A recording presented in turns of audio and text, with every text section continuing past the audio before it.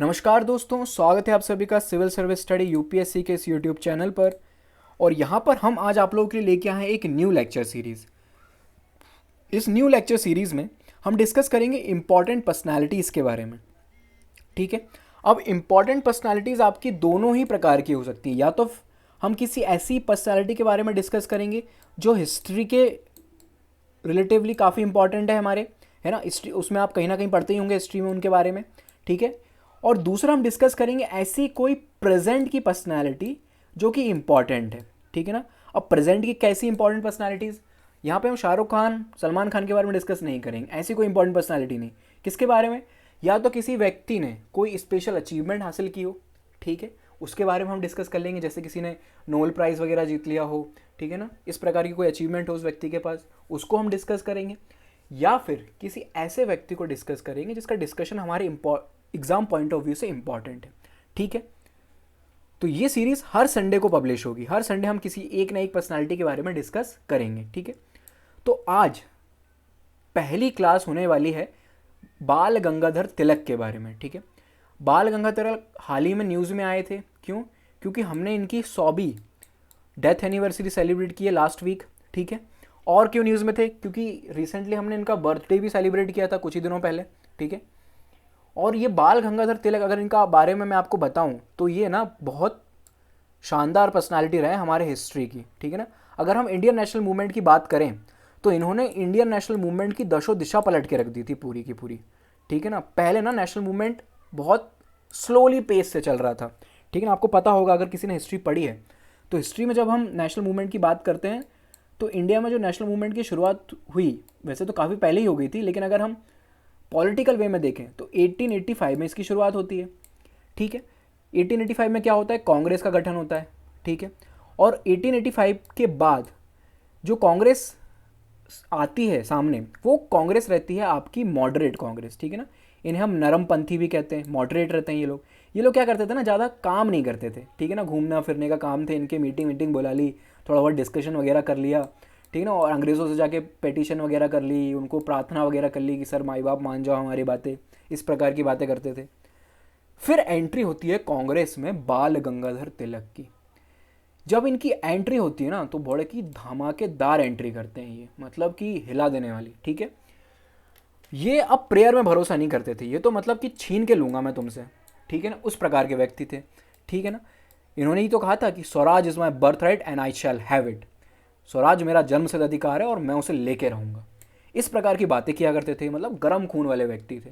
देख रहे हैं आप, समझ रहे हैं कि किस प्रकार से मॉडरेट से एक्सट्रीमिस्ट में लेके आ गए थे ये, कि मतलब अब हमें तुमसे प्रार्थना नहीं करनी, अब तो हमें लेना है। ठीक है ना, अब हमारा है स्वराज, हमें दो। ठीक है, इस प्रकार के व्यक्ति थे, इसलिए हम कहते हैं कि गंगाधरी शक्तिमान है। ठीक है ना, ये इनका नाम है गंगाधर और इनके काम थे शक्तिमान वाले। ठीक है, चलो हम बाल गंगाधर तिलक के बारे में डिस्कस करें तो इनका जो बर्थ हुआ था, बॉर्न हुए थे ये 23 जुलाई 1856 में। ठीक है, ये जो डेट है ना 23 जुलाई, ये बहुत इंपॉर्टेंट है अगर हम इसे हिस्ट्री के पर्सपेक्टिव में देखें, क्योंकि इस दिन दो हिस्टोरिक पर्सनालिटी का बर्थ होता है। एक तो आपके हैं ही बाल गंगाधर तिलक, दूसरे आपके हैं चंद्रशेखर आज़ाद। ठीक है ना, उनका बर्थडे भी इसी डेट को आता है, 23 जुलाई को। ठीक है, और भी ये इंपॉर्टेंट है ये डेट 23 जुलाई। क्यों हिस्ट्री के पर्सपेक्टिव से इंपॉर्टेंट है? आपने एक लेडी के बारे में पढ़ा होगा, सुना होगा, लक्ष्मी सहगल।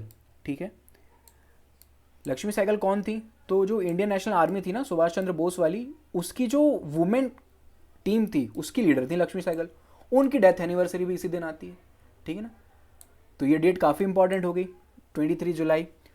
इनकी जो डेथ एनिवर्सरी है वो मनाई, मतलब कि इनकी जो डेथ हुई थी 1 अगस्त 1920 को, तो हमने इस साल इनकी 100th डेथ एनिवर्सरी सेलिब्रेट की है। और जो इस प्रकार की डेट होती है ना, 100th, 50th, 25, ये जो सिल्वर जुबली, गोल्डन जुबली वगैरह टाइप की डेट्स होती हैं, यूपीएससी की फेवरेट होती हैं। जब भी कोई ऐसा व्यक्ति जिसने अपनी 100th, कोई भी ऐसा इंसिडेंट जिसने अपनी 100th सेलिब्रेट किया, एनिवर्सरी सेलिब्रेट की है, तो वो यूपीएससी की पॉइंट ऑफ व्यू से इंपॉर्टेंट हो जाता है। ठीक है, इनका जो नाम था बचपन में जब ये बॉर्न हुए थे, इनका नाम था केशव गंगाधर तिलक। ठीक है ना, इनका बर्थ नेम था केशव गंगाधर तिलक। ठीक है, ये कौन थे? इंडियन नेशनलिस्ट थे, उसके साथ ही साथ ये एक टीचर भी थे। ठीक है ना, अब टीचर की ना बहुत सारी भूमिकाएं होती हैं। ठीक है ना। और बाल गंगाधर तिलक ने वो सारी भूमिकाएं निभाई एक टीचर की, ठीक है ना। ये एक समाज सुधारक भी थे, ठीक है, इन्होंने समाज में सुधार लाने की भी कोशिश की। साथ ही साथ जो एजुकेशन, क्वालिटी एजुकेशन बच्चे को मिलनी चाहिए, उसके प्रति भी इन्होंने कुछ ना कुछ काम किया। अगली चीज़, समाज को एक नई दिशा दिखाने की कोशिश की, जो टीचर का सबसे इंपॉर्टेंट काम होता है, ठीक है ना। जो नेशनलिस्ट फीलिंग थी ना बच्चों के अंदर, कॉलेज स्कूल के बच्चों के अंदर, वो इन्होंने डालने की कोशिश की जब ये टीचर थे, ठीक है ना। आगे चल के ये टीचरिंग से रिटायरमेंट ले लेंगे और एक्टिव पॉलिटिक्स का हिस्सा बन जाएंगे, ठीक है।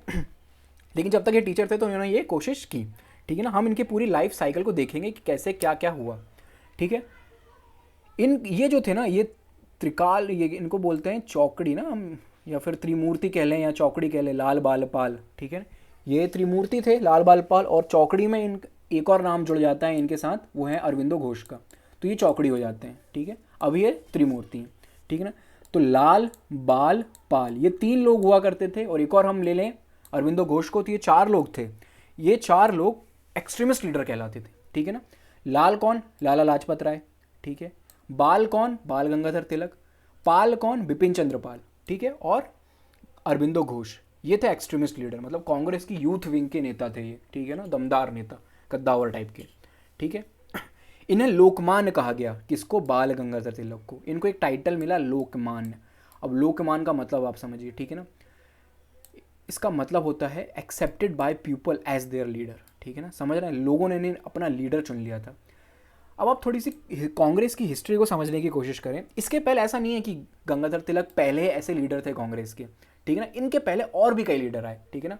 गोपाल कृष्ण गोखले हों, या आपके सुरेंद्र नाथ बैनर्जी हों, या आपके दादा भाई नौरोजी हों, कई स्ट्रॉन्ग वर्ल्ड लीडर थे, काफ़ी मतलब कि खतरनाक लीडर थे, पढ़े लिखे नॉलेजेबल पर्सन, ठीक है ना। लेकिन इस प्रकार का टाइटल ना जो जनता से मिलता था वो किसी को नहीं मिला। ये इंडिया के पहले लीडर बोल लीजिए जिनको इस प्रकार का टाइटल मिला, लोकमान्य लीडर, ठीक है ना। जैसे कि गांधी थे, उनको महात्मा का टाइटल मिला, लोगों ने दिया, ठीक है ना। या फिर आपके सरदार वल्लभ भाई पटेल हों, उनको जो सरदार टाइटल मिला वो भी लोगों ने दिया, ठीक है ना, जनता ने दिया। इस प्रकार के जो लीडर्स हैं ना, वो उनकी शुरुआत कर दी थी बाल गंगाधर तिलक ने, ठीक है। अब इनको लोकमान्य क्यों कहते थे, क्योंकि ना ये इनके पास था जनता का सपोर्ट, ठीक है ना। एक चीज़ जो कांग्रेस के पास नहीं थी स्टार्टिंग की फेज़ में, वो था पब्लिक का सपोर्ट, ठीक है ना। वो था इनके पास, वो ये लेकर आए थे, ठीक है ना। इनके पास था नहीं, ये लेकर आए थे, इन्होंने पैदा किया वो जनता के प्रति अपना सपोर्ट। कैसे पैदा किया देखो, पहले क्या होता था, पहले मैं इसको 1 मिनट मिटा दूँ, अजीब सा लग रहा है। क्या होता था पहले, जब कांग्रेस बनी थी, है ना, 1885 में कांग्रेस बनी, उसके बाद कांग्रेस ने अपना काम करना स्टार्ट किया। तो काम ये लोग करते थे ना, ये लोग पढ़े लिखे वाली पार्टी हुआ करती थी, ठीक है ना। यहाँ पे दादा भाई नौरोजी जैसे लोग हुआ करते थे, सुरेंद्र नाथ बैनर्जी वगैरह जैसे लोग हुआ करते थे। इनका काम था प्रेयर और पिटिशन का, ठीक है ना। ये ना पूरी तरह से मतलब कि माई बाप टाइप के लोग थे, सर कर दो प्लीज़ सर, है ना, थोड़ी रहम करो, इस टाइप के काम किया करते थे, ठीक है ना। और ये इनका पब्लिक के साथ ना इतना अच्छा इंटरेक्शन नहीं था, ठीक है ना। कुछ ही लोग, 4-5 लोग हुआ करते थे, ये वही लोग मिलते थे, वही लोग मीटिंग की डिसीजन लिया करते थे। पब्लिक के साथ इनका इंटरेक्शन कम था, ठीक है ना। ये लोग लोगों के साथ मिलते जुलते नहीं थे, ठीक है। लेकिन फिर एंट्री होती है बाल गंगाधर तिलक की, ठीक है ना। ये क्या करते हैं ना, ये पब्लिक के साथ मिलने जुलने का काम स्टार्ट करते हैं, ठीक है ना। आम पब्लिक के साथ मिलते हैं, उनके मुद्दों को उठाते हैं, ठीक है। और पर्सनालिटी जो थी वो उनकी करिश्मेटिक तो थी, तो लोग इनसे इंप्रेस भी हुआ करते थे, पढ़े लिखे थे, लॉयर थे ये, ठीक है। तो इतनी दमदार पर्सनालिटी के कारण लोगों के बीच उनका करिश्मा क्रिएट हुआ, लोगों के साथ इन्होंने जुड़ना चालू किया, उनकी समस्याओं को उठाना चालू किया, तो ये पब्लिक के नेता बन गए, लीडर बन गए एकदम से। जब बाल गंगाधर तिलक कहीं भी जाया करते थे ना, किसी मीटिंग में या फिर कहीं पार्टिसिपेट करने, लोगों को भर भर के ले जाते थे ये बसों में, ट्रेन में, ठीक है ना। मतलब कि हज़ारों की भीड़, हज़ारों की, बसों में लोग भर कर, बसों में तो नहीं, ट्रेनों में लोग भर कर आ रहे हैं बाल गंगाधर तिलक के लिए। ऐसा करिश्मा था इनका उस ज़माने में, ठीक है। तो जो गांधी जी ने जो मास मूवमेंट की शुरुआत की ना, लोगों को आगे जोड़ना शुरू किया, उसकी नींव इन्होंने रखी, ठीक है ना। किसने रखी, बाल गंगाधर तिलक ने। गांधी जी को तो ना ग्राउंड ना प्रिपेयर्ड मिला, पूरे की पूरा मैदान उनके लिए बना के रख दिया था। किसने, इन लीडर्स ने, ठीक है। पब्लिक के साथ जो इंटरेक्शन गांधी जी ने आके शुरुआत की, मास मूवमेंट की, जो लोगों को जोड़ना, बैठा के रखना, वो सब शुरुआत गंगाधर तिलक पहले ही कर चुके थे, ठीक है। इन्होंने एक स्लोगन दिया था, बहुत फेमस स्लोगन था, Swaraj is my birth right and I shall have it, ठीक है ना। कह के लेने वाले लोग थे, ठीक है ना, मैं लेके रहूँगा, ठीक है, तुम दो या ना दो, मैं तो ले लूँगा, इस प्रकार के लोग थे ये, ठीक है। अब इतने दमदार तो थे ये, लेकिन जैसा कि हमारे सलान भाई ने कहा है कि कोई भी दबंग पैदा नहीं होता, उसके पीछे कोई ना कोई कहानी ज़रूर होती है। ठीक है, तो इनकी हम कहानी को पढ़ना स्टार्ट करते हैं अब। ठीक है, क्या इनकी कहानी है, स्टार्टिंग से, बैकग्राउंड से, इनके पैदा होने से इनकी कांग्रेस में जुड़ने तक की पूरी कहानी को हम पढ़ने स्टार्ट करते हैं। अगर हम इसकी इनकी अर्ली लाइफ देखें तो हमने जैसे डिस्कस किया, इनका जो बर्थ एनिवर्सरी हम मनाते हैं 23 जुलाई को, इनका जन्म हुआ था 23 जुलाई 1856 में। ठीक है, एक इंडियन मराठी ब्राह्मण फैमिली में इनका जन्म हुआ था। ठीक है, कहाँ पर, रत्नागिरी महाराष्ट्र में। ठीक है, और इन चीज़ जैसे जो जिस फैमिली में इनका बर्थ हुआ ना, वो उसका इनके ऊपर इम्पैक्ट भी काफ़ी रहा। ठीक है, वो हमें देखने को मिलेगा इनकी आइडियोलॉजीज़ में। ठीक है ना, एक ब्राह्मण फैमिली में थे। ठीक है, इनके जो पिताजी थे वो एक संस्कृत के स्कॉलर थे। ठीक है, तो तिलक भी काफ़ी अच्छे संस्कृत के स्कॉलर थे, इन्होंने भी काफ़ी कुछ बुक्स लिखी। ठीक है ना, एक बुक आप हिस्ट्री में पढ़ते हो, जब आप एंशिएंट हिस्ट्री की शुरुआत करते हो तो वहाँ पे आप आर्यंस के बारे में पढ़ते हो। ठीक है, तो आर्यंस कहाँ से आए उसके ऊपर भी इन्होंने किताब लिखी थी, आर्टिक थ्योरी। ठीक है ना, बाल गंगाधर तिलक ने। ठीक है ना, वेदास की भी अच्छे खासे ज्ञाता थे ये। इन्होंने कोशिश की थी कि वेदास का टाइम पीरियड पता करने की, एग्जैक्ट टाइम पीरियड, मैथ्स के थ्रू, और मैथ्स के टीचर थे। ठीक है ना, तो इन्होंने कैलकुलेट करने की कोशिश की, वो सही समय पता लगाने की कोशिश की कि वेदास कब एग्जिस्टेंस में आए। ठीक है, जब ये 16 साल के थे तिलक, तो इनके पिता की डेथ हो गई थी। ठीक है, तो काफ़ी यंग ही थे जब इनके पिता इनका साथ छोड़ गए। ठीक है ना, और फिर स्टार्टिंग से ही वहाँ जहाँ जब से ही पिता ने उनका सपोर्ट साथ छोड़ा, तब से ही तिलक जो है ना मैच्योरिटी में परिपक्व होकर सामने आए। ठीक है ना, इन्होंने पढ़ाई भी की और जो घर की जिम्मेदारियां थी वो भी निभाई। ठीक है ना, 1879 में इन्होंने अपनी लॉ की डिग्री कंप्लीट की गवर्नमेंट लॉ कॉलेज से। ठीक है ना, लॉयर बन गए ये। ठीक है, लॉयर बने तो उसके बाद ये कहाँ चले गए, ये टीचिंग में चले गए। ठीक है ना, लॉयर बनने के बाद इन्होंने एक प्राइवेट स्कूल में टीचिंग का काम स्टार्ट किया, जहाँ पे ये मैथ्स पढ़ाया करते थे बच्चों को। ठीक है, लेकिन उसके बाद क्या हुआ, इनके कुछ आइडियोलॉजिकल डिफरेंसेस आ गए, किसके साथ, बाकी के टीचरों के साथ। ठीक है, जो बाकी के टीचर्स थे उसी स्कूल में, उनके साथ तिलक के कुछ डिफरेंसेस थे, आइडियोलॉजिकल डिफरेंस, तो इन्होंने उस स्कूल को छोड़ दिया और फिर ये किस तरफ चले गए, ये बन गए जर्नलिस्ट। ठीक है, और ये दो फेमस जर्नल्स पब्लिश किया करते थे, उनके बारे में हम आगे चल कर डिस्कस करेंगे। ठीक है ना, एक थी इनकी मराठा, एक जनरल इनकी मराठा हुआ करती थी, और एक और जनरल है उसके बारे में हम आगे चलकर डिस्कस करेंगे, उसका नाम मैं अभी भूल रहा हूँ। ठीक है, फिर क्या हुआ, इन्होंने क्या किया, इनकी ऐसी आइडियोलॉजी थी, इनका मानना था कि रिलीजन और आपकी जो प्रैक्टिकल लाइफ है ना, वो दोनों अलग अलग नहीं है। अगर आप रिलीजन को ही अपनी प्रैक्टिकल लाइफ में जोड़ लो, आपकी नैतिक जो जिम्मेदारियां हैं वो और बढ़ जाएंगी। कैसे, देखो, रिलीजन क्या बताता है हमें, रिलीजन बताता है कि हमें गॉड की सेवा करनी है, भगवान की सेवा करनी है, हमें ह्यूमैनिटी को सबसे पहले ध्यान देना है, ह्यूमैनिटी की तरफ। ठीक है ना, तो यही सब हम रिलीजन को अगर हम अपनी प्रैक्टिकल लाइफ में अडॉप्ट कर लें तो हम एक बेहतर व्यक्ति बन के सामने आएंगे, जो कि अपने खुद के नहीं बल्कि अपने परिवार से ऊपर उठकर अपने देश के बारे में सोचेगा। ठीक है, इस प्रकार की बातें ये क्या करते थे। फिर इन्होंने क्या किया, ये जर्नलिस्ट तो बन गए, लेकिन इन्होंने अपना एजुकेशन के प्रति काम नहीं छोड़ा। इन्होंने क्या किया, एक न्यू इंग्लिश स्कूल की स्थापना की 1880 में। ठीक है ना, उसके ये को फाउंडर रहे। मकसद ये था इस स्कूल का कि बच्चों को बेहतर एजुकेशन, क्वालिटी एजुकेशन प्रोवाइड की जा सके। ठीक है, आगे चल के इन्होंने क्या किया, इस स्कूल से आगे बढ़कर एक डेक्कन एजुकेशन सोसाइटी की भी स्थापना की। ठीक है, आपको ये बात पता होनी चाहिए कि डेक्कन एजुकेशन सोसाइटी की स्थापना किसने की थी, क्वेश्चन पूछ सकते हैं। ठीक है, तो बाल गंगाधर तिलक ने। ठीक है ना, मकसद वही था, बच्चों को पढ़ाना, क्वालिटी एजुकेशन प्रोवाइड करना, साथ ही साथ उनके अंदर एक देशभक्ति की भावना पैदा करना। ठीक है ना, उनको प्रोत्साहित करना कि आप भी बच्चे आगे आए, ठीक है ना, नेशनल मूवमेंट में पार्टिसिपेट करो। इसी मकसद के साथ डेक्कन एजुकेशन सोसाइटी की स्थापना की गई। फिर क्या हुआ आगे चल के, अब तिलक जो है ना थोड़े पॉपुलर हो चुके हैं। ठीक है, बच्चों के बीच, यंग पॉपुलेशन के बीच। ठीक है, साथ ही साथ जो उनके समाज के काम थे उसके कारण भी वो लोगों के बीच में पॉपुलर हो गए थे। अब उन्होंने बोला कि अब ये काम हम छोड़ रहे हैं, उन्होंने, ठीक है ना, डेक्कन एजुकेशन सोसाइटी को उन्होंने छोड़ दिया। ये एजुकेशन सोसाइटी बंद नहीं हुई, इनको तिलक ने छोड़ दिया। क्यों छोड़ दिया तिलक ने, तिलक ने 1890 में पॉलिटिक्स में प्रवेश किया। अब ठीक है ना, ये आ गया पॉलिटिक्स में। ठीक है ना, अब हमारी बारी स्टार्ट होने वाली है। तिलक का ऐसा मानना था कि अब देखो हम कुछ करेंगे। ठीक है ना, ये देखिए तिलक ने एंट्री ले ली 1890 में, उन्होंने कांग्रेस को ज्वाइन कर लिया। ठीक है, इनका पॉलिटिकल करियर ना बहुत ही दमदार तरीके से शुरू हुआ। ठीक है ना, पढ़ेंगे हम उसके बारे में कैसे। ठीक है ना, तिलक का ऐसा मानना था जो उस समय की प्रेजेंट कांग्रेस थी उसके साथ तिलक के काफ़ी मतभेद थे। ठीक है ना, जो मॉडरेट हम जिन्हें कहते हैं, उनका ऐसा मानना था तिलक का कि ये जो मॉडरेट्स हैं इनकी जो आइडियोलॉजी है उस समय इंडिपेंडेंस प्राप्त नहीं होगी। ठीक है, इनका अलग ही तरीका था। इन्होंने कहा, आते से ही कहा, जैसे इन्होंने पॉलिटिक्स में एंट्री ली वैसे ही इन्होंने कहा कि भैया हमें स्वराज चाहिए, हमें सेल्फ गवर्नमेंट चाहिए।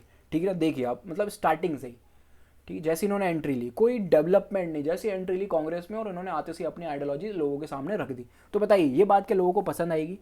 बिल्कुल नहीं पसंद आएगी। कांग्रेस के साथ इनकी मतभेद रहे। ठीक है ना, जैसे देखिए एंट्री ली इन्होंने, गोली नहीं मारूंगा, कह के लूँगा। ठीक है, इस प्रकार के काम करेंगे। अब ये कह के लूँगा कैसे काम करेंगे देखते हैं हम, चल के समझते हैं। ठीक है ना, तिलक ने ज्वाइन की इंडियन नेशनल कांग्रेस को 1890 में। ठीक है, और मॉडरेट के साथ उनके एटीट्यूड के बीच डिफरेंसेस पैदा हो गए। जैसा कि हमने डिस्कस किया, मॉडरेट्स का एटीट्यूड थोड़ा नरमपंथी वाला था कि भैया आराम से, इतना गुस्सा अच्छी बात नहीं, इतना गुस्सा अच्छी बात नहीं। और तिलक जो है एकदम से गुस्से में आ जाते थे। ठीक है ना, और तिलक का जो सबसे मेन इंपॉर्टेंस आपको देखने को मिलेगा ना, वो आपको देखने को मिलेगा स्वदेशी मूवमेंट में। ठीक है, हम स्वदेशी मूवमेंट के बारे में पढ़ेंगे आगे क्या होता है पूरा डिटेल में। ठीक है, यहाँ पे मैंने एक आपको लिख दिया है पॉइंट, कैसे तिलक पार्टिसिपेट करते हैं स्वदेशी मूवमेंट में। ठीक है, अब हम तिलक के कुछ इनिशियल फेजेस के बारे में बात करते हैं। जब उन्होंने कांग्रेस में पार्टिसिपेट किया, एंट्री ली, तब स्टार्टिंग कब तिलक सामने आए। ठीक है ना, कब तिलक ने अपना असली रूप दिखाया लोगों को, तो वो दिखाया था भैया, एक प्लेग फैल गया था बॉम्बे में उसके बाद। ठीक है ना, जैसे आपको पता है अभी कोविड-19 फैला, तो सरकार ने क्या किया ना, थोड़े से स्ट्रिक्ट एक्शन लेना चालू कर दिया।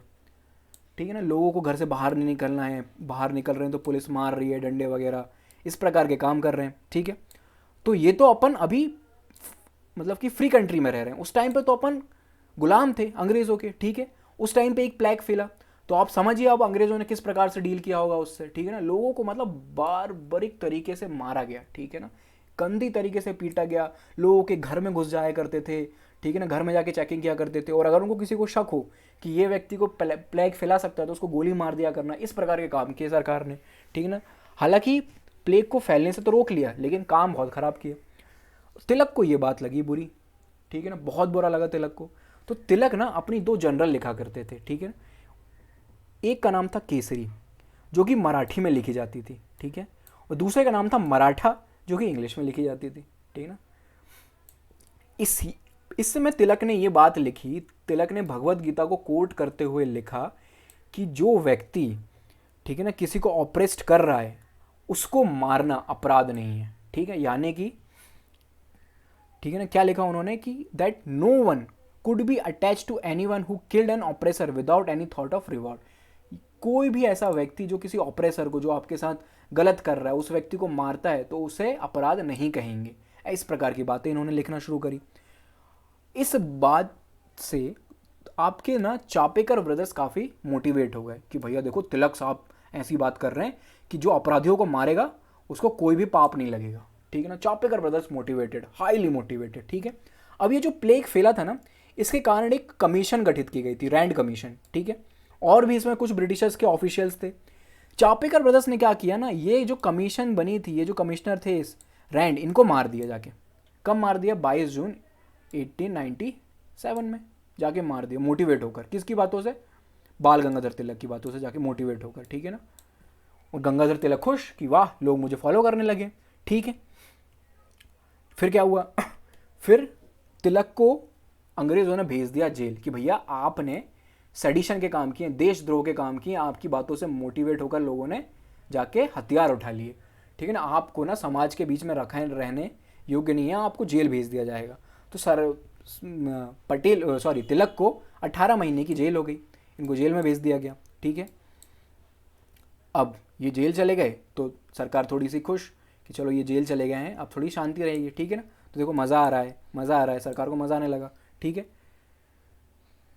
जब ये जेल गए, ठीक है ना, और जेल से वापस आए तिलक, तो तिलक हो गए ना भैया आपके लीडर। ठीक है ना, तिलक की पॉपुलैरिटी और बढ़ गई। उस टाइम पे यही था, अगर आप जेल गए हो तो समझ लो आपकी पॉपुलैरिटी बढ़ गई है। ठीक है ना। अब तो आप जेल जाते हो तो आप मतलब एक नेगेटिव एलिमेंट बन जाते हो समाज में। उस टाइम पे आप जेल गए तो मतलब आप लीडर हो, ठीक है ना, इस प्रकार की बात। जैसे ही तिलक बाहर आए, उन्होंने ना एक फिर से वही स्लोगन को लिया, स्वराज वाला। अब अगर स्वराज वाले स्लोगन की बात करें तो ये दिया था आपके काका बैप्टिस्टा ने, ठीक है ना। ये तिलक के एक फ्रेंड हुआ करते थे, इन्होंने ये Swaraj is my birth right, ठीक है, उसको कॉइन किया था इस स्लोगन को, ठीक है ना। और तिलक ने उसमें ऐड कर दिया and I shall have it, Swaraj मेरा जन्मसिद्ध अधिकार तो है और मैं उसको लेके रहूँगा, ठीक है ना। अब तिलक बताएंगे कि अब मैं देखो क्या करता हूँ, ठीक है। तिलक ने ना एक अलग ही तरीका निकाला, ठीक है। तिलक ने रिलीजियन को पॉलिटिक्स से जोड़ने की शुरुआत की, ठीक है। और जिस प्रकार से हम आज रिलीजन को पॉलिटिक्स से जोड़ते हैं उस प्रकार से इन्होंने नहीं जोड़ा, ठीक है। आज तो बहुत गंदे तरीके से रिलीजन का यूज़ होता है पॉलिटिक्स में। तिलक ने वैसा नहीं किया। तिलक ने क्या किया ना, मास मूवमेंट को बिल्डअप करने के लिए रिलीजन का यूज़ किया। जैसे कि उन्होंने गणेश चतुर्थी जो फेस्टिवल हम मनाते हैं ना, उसको पॉपुलराइज किया महाराष्ट्र के रीजन में कि आप गणेश चतुर्थी मनाएं, ठीक है ना। इससे क्या होगा, गणेश चतुर्थी मनाएंगे, लोग इकट्ठा होंगे, ठीक है ना, आइडियोलॉजीज ट्रांसफर की जा सकेंगी ईजिली, ठीक है ना। तिलक को कोई अलग से मास बिल्डिंग की जरूरत नहीं होगी, लोग इकट्ठे हुए, उनको बुला के बता दो अपनी बातें, उनके सामने जाके भाषण दे दो, ठीक है ना। और इन्होंने एक और फेस्टिवल की शुरुआत की, तो सेलिब्रेशन ऑफ शिव जयंती, ठीक है ना। शिव जयंती किसकी बर्थ एनिवर्सरी पे सेलिब्रेट की जाती है, छत्रपति शिवाजी, ठीक है ना, शिवाजी फेस्टिवल भी हम इसे कहते हैं, ठीक है। इन दो फेस्टिवल की शुरुआत की थी तिलक ने, ठीक है, दमदार तरीके से, मतलब कि भीड़ इकट्ठी करने वाले काम स्टार्ट कर दिए, ठीक है। अब भीड़ इकट्ठा होना स्टार्ट हो गई, पॉलिटिकल बैकग्राउंड सेटअप हो गया, लोगों के साथ इनका इंटरेक्शन बढ़ने लगा, लोग इनको फॉलो करने लगे, इनको लोकमान की उपाधि मिल गई। अब मौका था बदला लेने का, ठीक है। अब बदला लेने के लिए हमें चाहिए था कोई मूवमेंट, ठीक है ना। मतलब कि माँ पूछती है बेटे से, बता कब खोलेगा तेरा खून, ठीक है। तो खून खोलने का वक्त अब आ चुका था। क्यों? ब्रिटिशर ने एक फैसला लिया, पार्टिसिपेशन ऑफ बंगाल, ठीक है। किसने लिया था? लॉर्ड कर्जन थे उस टाइम पे गवर्नर जनरल इंडिया के। उन्होंने फैसला लिया कि हम बंगाल को डिवाइड कर देंगे। अब बंगाल को क्यों डिवाइड करेंगे, ठीक है ना, इसके भी पीछे भी रीज़न था।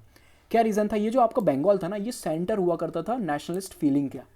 यहाँ पे ना बड़े बड़े लीडर्स हुआ करते थे, वो यहाँ पे आते थे और यहाँ पे लोगों के साथ इंटरेक्ट किया करते थे, ठीक है ना। तो ये पूरा बंगाल था ना, वो एक सेंटर बन चुका था नेशनलिस्ट मूवमेंट का।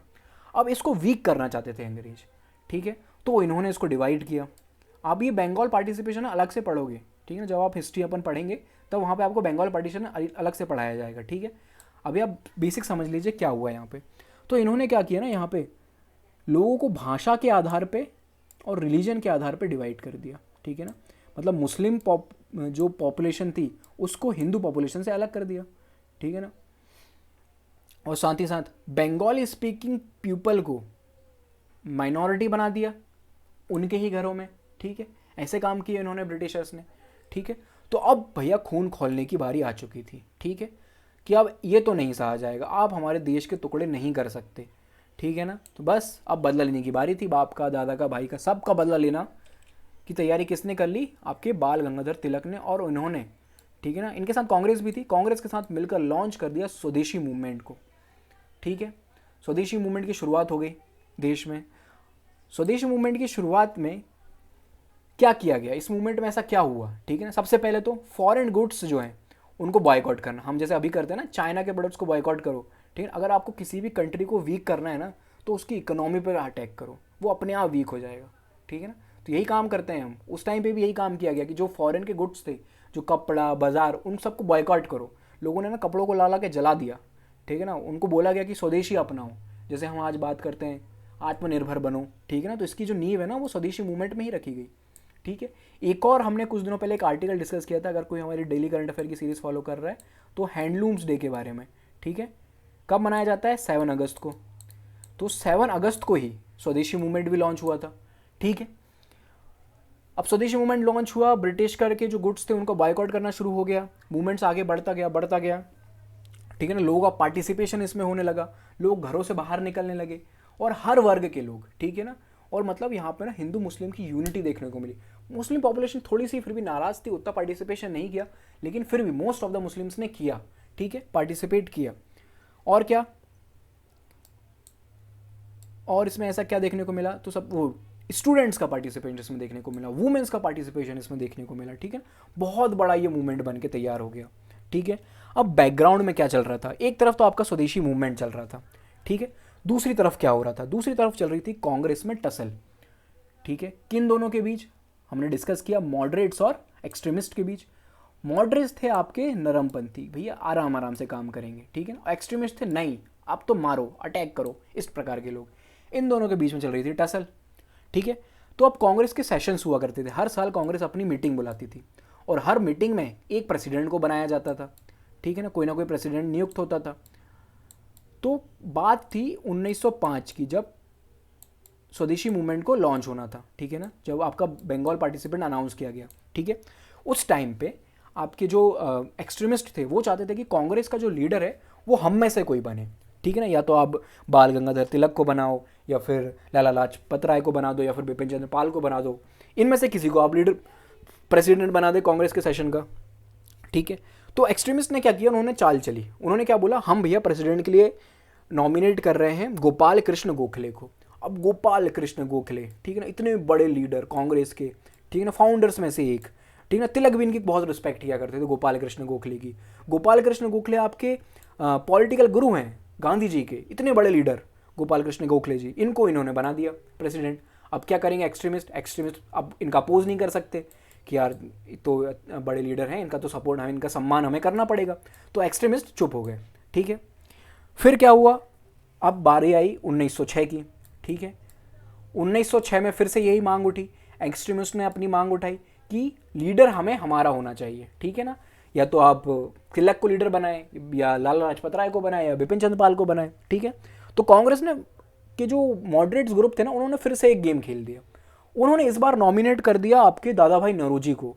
ठीक है ना, Dadabhai Naoroji grand old man of India, ठीक है ना, कांग्रेस के फाउंडर थे दादा भाई नौरोजी, फाउंडर्स में से एक थे मतलब, ठीक है ना, इनको नॉमिनेट कर दिया। तो एक्सट्रीमिस्ट फिर चुप हो गए कि भैया इनकी तो हमें रिस्पेक्ट करनी पड़ेगी, ठीक है ना, इतने बड़े लीडर हैं, इनको तो हमें सम्मान देना पड़ेगा।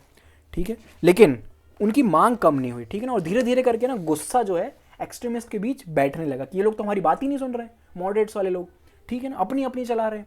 फिर क्या हुआ, साल आता है 1907 का, ठीक है ना। अब ये बहुत इंपॉर्टेंट साल है 1907, क्यों इंपॉर्टेंट है, इस साल इनकी मीटिंग हुई सूरत में, ठीक है, सूरत यानी कि गुजरात में। अब फिर मांग उठी, ठीक है, क्या मांग उठी कि भैया लीडर प्रेसिडेंट जो है वो हमारा होना चाहिए। किसने बोला, एक्सट्रीमिस्ट ने, ठीक है ना। फिर कांग्रेस के जो मॉडरेट्स थे उन्होंने गेम खेलने की कोशिश की, इस बार उन्होंने बना दिया रास बिहारी बोस को। अब रास बिहारी बोस को तो इन्होंने बना दिया, तो ये बात बुरी लग गई एक्सट्रीमिस्ट को, क्यों कि यार ये नहीं चलेगा अब, ठीक है ना, अब तो हमारा लीडर ही होना चाहिए। और इस बात से कुछ लोगों को थी नाराज़गी, तो उन्होंने क्या किया, उनमें से एक्सट्रीमिस्ट के कुछ लीडरों ग्रुप में से एक चप्पल आती है स्टेज के ऊपर, चप्पल फेंक के मार दी रास बिहारी बोस को, ठीक है ना। अब रास बिहारी बोस को मारी, उन्हीं के बाजू में आपके बैठे हुए थे सुरेंद्र नाथ बैनर्जी, ठीक है ना, इतने बड़े लीडर कांग्रेस के को फाउंडर सुरेंद्र नाथ बैनर्जी, चप्पल उन तक पहुंच गई, है ना। तो आप सुरेंद्र नाथ बैनर्जी को लग गया बुरा कि भैया इनको तो बाहर निकालो ग्रुप से, कांग्रेस से बाहर निकालो सभी एक्सट्रीमिस्ट लीडर को। तो ये देखिए, ये हैं आपके बाल गंगाधर तिलक, ये लाला लाजपत राय, और ये आपके बिपिन चंद्र पाल, इनको कांग्रेस से बाहर निकाल दिया। देखो कितने गुस्से में रहते थे, ठीक है ना, पत्थर कट्टा ये सब लेके ही चलते थे। अब ये डिवाइड हो गई, ठीक है ना, कांग्रेस दो पार्ट में डिवाइड हो गई, मॉडरेट और एक्सट्रीमिस्ट। इसी को कहते हैं सूरत स्प्लिट, ठीक है। आपके एक्सट्रीमिस्ट लीडर में हम देखें तो लाला लाजपत राय थे, बाल गंगाधर तिलक थे, बिपिन चंद्र पाल थे, अरविंदो घोष थे, इस प्रकार के लीडर्स थे। और मॉडरेट्स में आपके दादा भाई नौरोजी, सुरेंद्र नाथ बैनर्जी, ठीक है ना, त्याब जी और फिरोज शाह जी, ठीक है ना, इस प्रकार के लोग हुआ करते थे, ठीक है। गोपाल कृष्ण गोखले वो भी मॉडरेट्स थे। अच्छा, गोपाल कृष्ण गोखले ना और बाल गंगाधर तिलक दोनों ही ना बड़े अच्छे दोस्त भी हुआ करते थे, ठीक है। लेकिन आप विडंबना देखिए, दोनों की आइडियोलॉजी अलग अलग है, ठीक है। तो अब ये ग्रुप से बाहर निकाल दिया गया, किनको, एक्सट्रीमिस्ट को। अब क्या होता है, अब देखिए मूवमेंट आगे चलता है, स्वदेशी मूवमेंट आगे बढ़ता है, दोनों अपने अपने लेवल पे मूवमेंट को बढ़ाते हैं। अब जो सरकार होती है वो आती है दमन करने पर। इन्होंने सरकार ने स्टार्ट की मारपीट, कि मतलब लाठी मारो, कहीं पे भी अगर ये लोग मूवमेंट कर रहे हैं तो उनको मारो। ऐसे करते करते सरकार ने उस मूवमेंट को दबा दिया, ठीक है ना। हम यहाँ पे स्वदेशी मूवमेंट डिस्कस नहीं कर रहे हैं, हम यहाँ पे तिलक को डिस्कस कर रहे हैं, ठीक है ना, ये बात आपको ध्यान में रखनी है। तो स्वदेशी मूवमेंट का फिर भी मैंने आपको बैकग्राउंड बता दिया है, किस प्रकार से उसकी राइज हुआ और किस प्रकार से उसको ख़त्म करा गया। सरकार ने दमन का रास्ता अपनाया इसको ख़त्म करने के लिए, ठीक है ना। जो आपके प्रोमिनेंट लीडर्स थे इस मूवमेंट के, उन सब पर सरकार का डंडा जोर से पड़ा, ठीक है ना। तिलक को भेज दिया गया जेल। क्यों भेजा गया जेल, हम डिस्कस करेंगे, ठीक है। आपके जो बिपिन चंद्र पाल थे, ठीक है ना, उन्होंने तो रिटायरमेंट ही ले लिया पॉलिटिक्स से। भैया मतलब सरकार ने इतना मारा ना, इतना पीटा इनको कि इन्होंने रिटायरमेंट ही ले लिया, अब हमें करनी नहीं। अरविंदो घोष भाग गए, अरविंदो घोष आपके भाग गए, भाग के ये लोग ये स्पिरिचुअलिटी में लग गए, ठीक है ना, आश्रम वगैरह बना लिया इन्होंने, ठीक है ना। लाला लाजपत राय ये भी पढ़ने के लिए बाहर चले गए कुछ टाइम के लिए। और तिलक जो थे यहाँ पर, उनको सरकार ने डाल दिया जेल में। क्यों जेल में डाला समझते हैं, ठीक है। देखो तिलक जो है ना टोटल 3 बार जेल जाएंगे, ठीक है।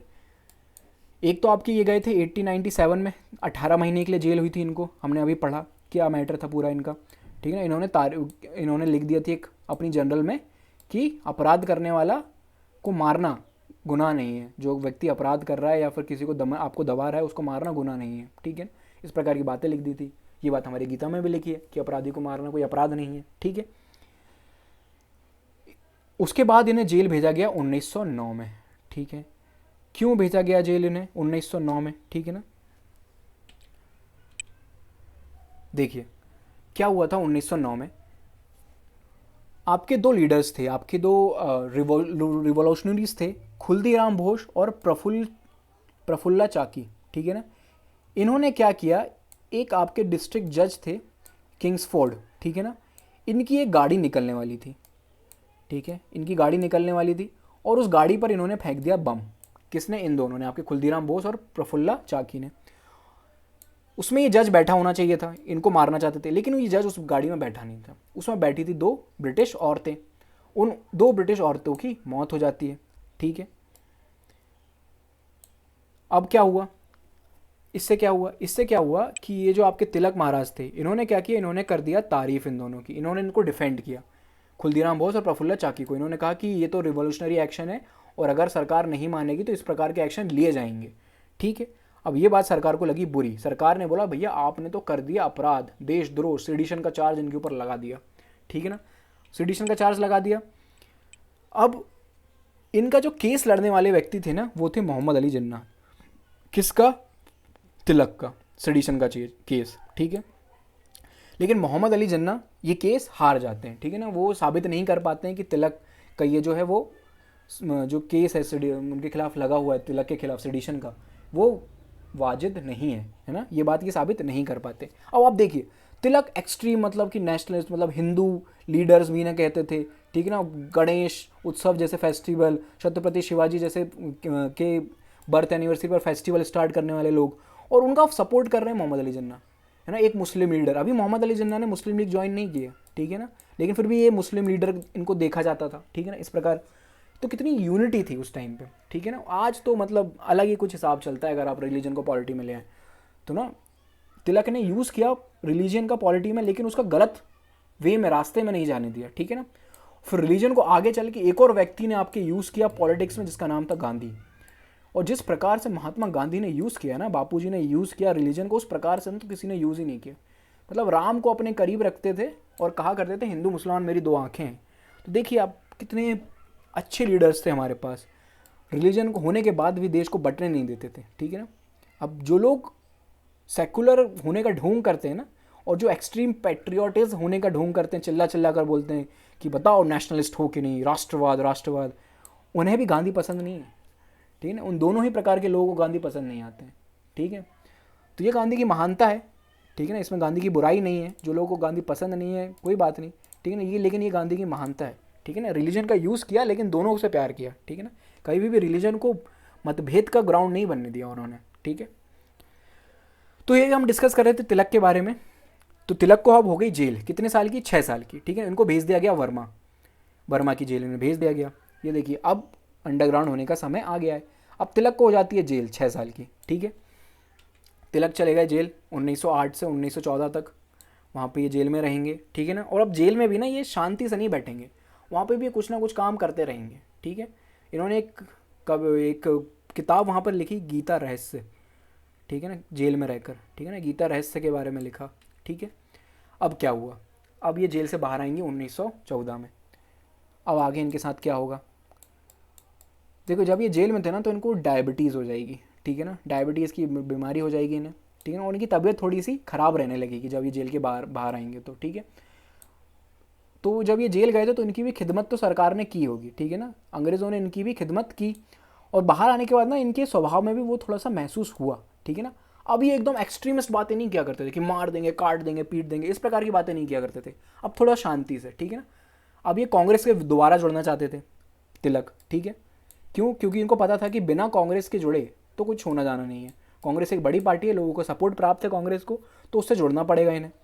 तो अब कांग्रेस से जुड़ने के लिए इन्होंने क्या किया, इन्होंने अपना जो प्लान था ना डायरेक्ट एक्शन वाला, उसको इन्होंने थोड़ा सा ईज डाउन कर दिया। मतलब कि ठीक है, ठंडे में आराम से काम करेंगे। और इन्होंने अपना लिया कि कॉन्स्टिट्यूशनल मीन्स के थ्रू हम अपनी आज़ादी की लड़ाई लड़ेंगे। ये बात इन्होंने कहना स्टार्ट कर दिया, ठीक है। फिर इनको क्या है, कांग्रेस में ले लिया गया वापस, ठीक है। 1916 में इनको वापस से कांग्रेस में ले लिया गया कि चलो ठीक है, अपने ही वाले हो आप, थोड़े बहुत आप भटक गए थे अपने रास्ते से, लेकिन आ जाओ, ठीक है। वॉयलेंस भी त्याग दिया था, ठीक है, तिलक ने। अब थोड़े बीमार रहते थे, उम्र भी हो चली थी, तो उतना ज़्यादा ये वॉयलेंस की बातें नहीं किया करते थे, ठीक है। लेकिन अब तिलक तो तिलक है, आपके अंदर का जो राक्षस अंदर बैठा हुआ है वो एकदम से तो जाने वाला नहीं। तो जब महात्मा गांधी ने आके टोटल नॉन वायलेंस की पॉलिसी अपनाई ना, तो तिलक ने गांधी जी को टोका कि महात्मा, मतलब कि उस टाइम भी तो महात्मा नहीं, कि गांधी जी आप जो टोटल नॉन वायलेंस की जो थ्योरी लेकर आए हैं ना, इसमें थोड़ा सा चेंज करें आप, ठीक है ना। तो मतलब थोड़ा बहुत वायलेंस तो चलने दीजिए, ठीक है। लेकिन गांधी तो गांधी, वो किसी की सुनते ही नहीं थे, अपनी ही बातें चलाते थे, ठीक है। तो उन्होंने बोला नहीं, मैं तो टोटल नॉन वायलेंस अपनाऊंगा, ठीक है। फिर क्या हुआ, अब देखिए तिलक बाहर आ गए हैं जेल से। और तिलक ना ऐसे व्यक्ति थे जो बैठे नहीं रह सकते थे, ठीक है ना, उनको बैठना पसंद नहीं था।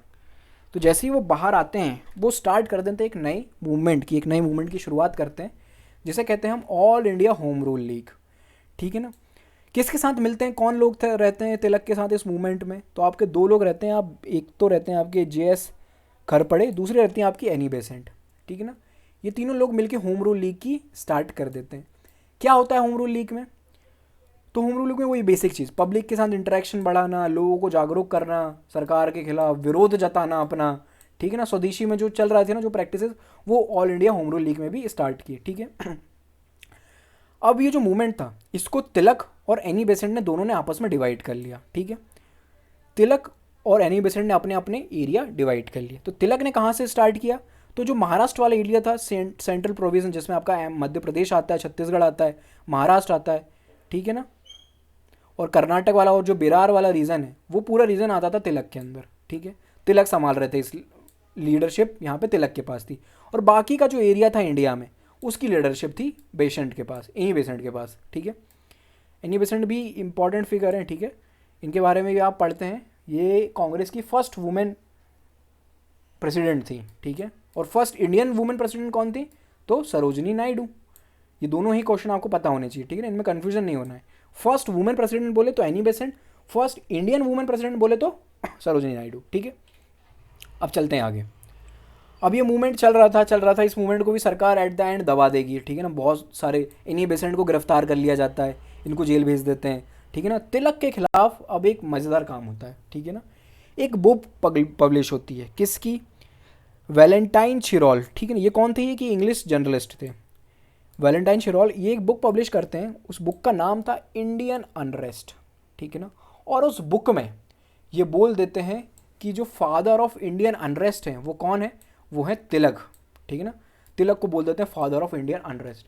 अब ये बात लग गई तिलक को बेकार, ठीक है ना। उनको लगा कि ऐसे कैसे बोल दिया तूने मुझे फादर ऑफ इंटरेस्ट, ठीक है ना।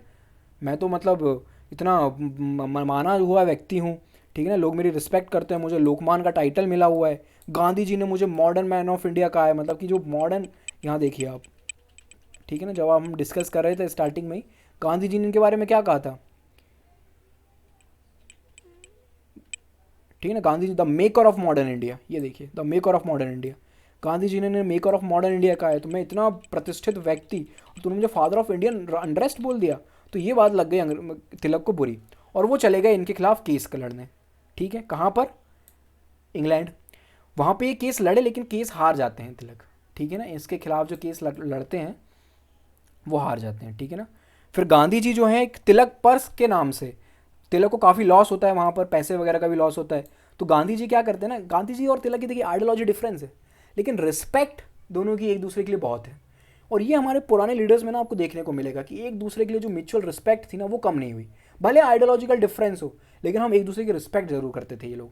ठीक है ना। अब जब तिलक और गांधी की आइडियोलॉजी में थोड़ा सा डिफरेंस था, उसके बाद भी जब तिलक वहाँ जाके केस हार जाते हैं, उनको फाइनेंशियल लॉस होता है, तो गांधी जी इंडिया में तिलक पर्स के नाम से एक चंदा इकट्ठा करते हैं, ठीक है ना, कि एक तिलक पर्स है, हमें तिलक जी की हेल्प करनी है, उन्होंने जो किया है देश के लिए वो अतुलनीय है, उनका योगदान कभी भी मिटाया नहीं जा सकता, ठीक है ना। तो एक तिलक पर्स बनाते हैं, पैसा बेचते हैं गांधी जी तिलक महाराज को, ठीक है ना।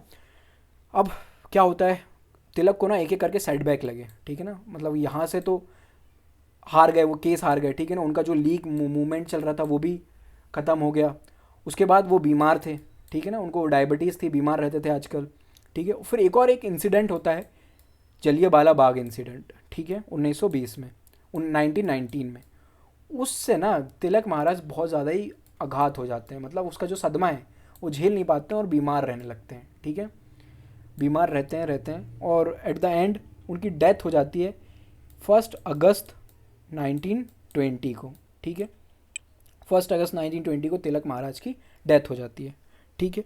और 1 अगस्त 1920 को ही इनके रिस्पेक्ट में एक मूवमेंट की लॉन्च किया जाता है। आपका जो सिविल डिसोबीडियंट मूवमेंट था उसको लॉन्च किया जाता है, ठीक है। सिविल डिसोबीडियंट नहीं, उस एक मूवमेंट को लॉन्च किया जाता है। कौन सा मूवमेंट था आपको कमेंट बॉक्स में कमेंट करके मुझे बताना है, जो कि 1 अगस्त 1920 को लॉन्च किया गया था, ठीक है। सभी को पता होगा खिलाफत मूवमेंट के साथ उसको स्टार्ट किया गया था, ठीक है ना। एनसीएम हम कहते हैं, नॉन कोऑपरेशन मूवमेंट। चलिए मैं बता ही देता हूँ, नॉन कोऑपरेशन मूवमेंट को 1 अगस्त को लॉन्च करते हैं, जब तिलक की डेथ हुई थी उसी दिन, ठीक है, उनकी रिस्पेक्ट में, ठीक है। तिलक ने कुछ किताबें लिखी, इंपॉर्टेंट किताबें, कौन कौन सी हैं वो किताबें? The Arctic homes in the Vedas, ठीक है ना, जो हमने डिस्कस किया, आप पढ़ते भी होंगे, जब आप एंशिएंट हिस्ट्री पढ़ते हैं, आर्यंस के बारे में पढ़ते हैं, ठीक है ना, तब वहाँ पे इन्होंने अपनी एक थ्योरी दी थी कि जो आर्यंस हैं वो आपके आर्टिक जो रीजन है वहाँ से आए थे, ठीक है ना। ये बात बोलते हैं तिलक इस बुक में, ठीक है ना। दूसरी बुक जो उन्होंने जेल में लिखी थी, श्रीमद् भागवत गीता रहस्य, ठीक है ना, ये भी आपको पता होना चाहिए, ठीक है।